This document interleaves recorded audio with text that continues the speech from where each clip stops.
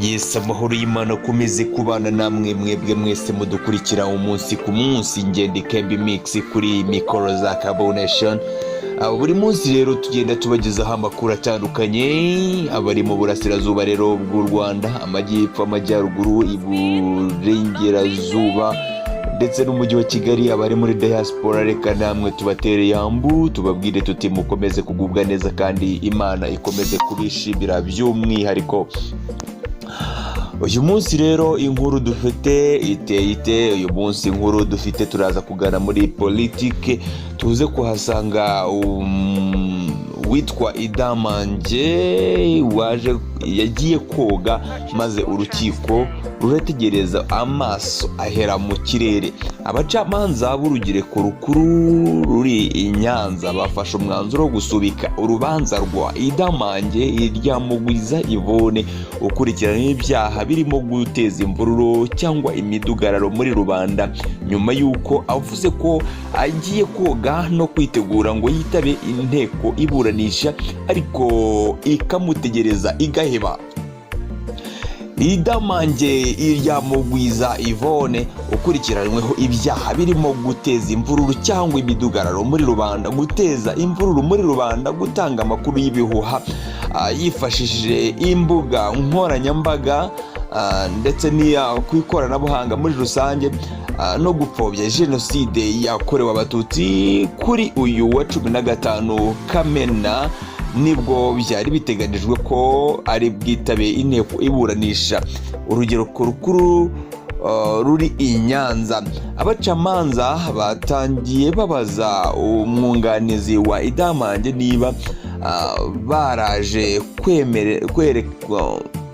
baraje kwemeranwa kuburana ku ikoranabuhanga cyangwa kuzanwa mu cyumba cy'iburanisha. Avuga ko we n'umukiriya we bemeranije ko bazakoresha ikoranabuhanga, nubwo IDAMANGE n'iburanisha riheruka yari yagaragaje ko yifuza kuza imbere y'inteko iburanisha. Ubwo aheruka imbere y'urukiko ku wa 12 Gicurasi 2021 hifashishijwe ikoranabuhanga, IDAMANGE yari yasabye ko yazanwa mu rukiko aho kuburana hifashishijwe ikoranabuhanga, ndetse n'urukiko rukuru urugereko ruburanisha ibyaha byambukiranya imipaka rwanzura ko urubanza rugomba gukomeza ababuranyi bose bari mu cyumba cy'iburanisha. Icyo gihe ariko kandi yari yavuze ko hari imbogamizi ku kwitabira urubanza i Nyanza kandi afungiye i Kigali, kandi ko abatangabuhamya be, umuryango we n'abashaka gukurikirana urubanza rwe bitaborohera kujya i Nyanza mu rubanza. IDAMANGE wari utegerejwe kuburana IDAMANGE wari utegerejwe kuburana ku ikoranabuhanga yabanje kubura. Urukiko rwabaza abacungagereza bakavuga ko yanze gusohoka. Byasabye ko urugereko rw'urukiko rukuru ruri i Nyanza ruhamagara IDAMANGE ku murongo wa telefone mu kiganiro cyafashe hafi nk'iminota 10 kugira ngo rumusobanuze niba koko yanze gusohoka muri gereza nk'uko abacungagereza babitangarizaga urukiko. IDAMANGE yababwiye ko inteko iburanisha ko agiye koga,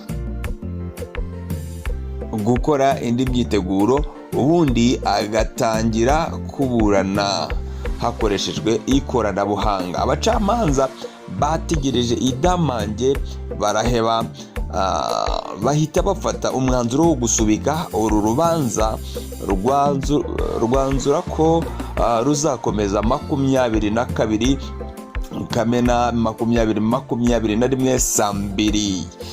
Ubwo uyu mugore yatangiraga kuburana mu mizi, yari yasabye urukiko ko rwamuha amezi 2 yo gutegura urubanza.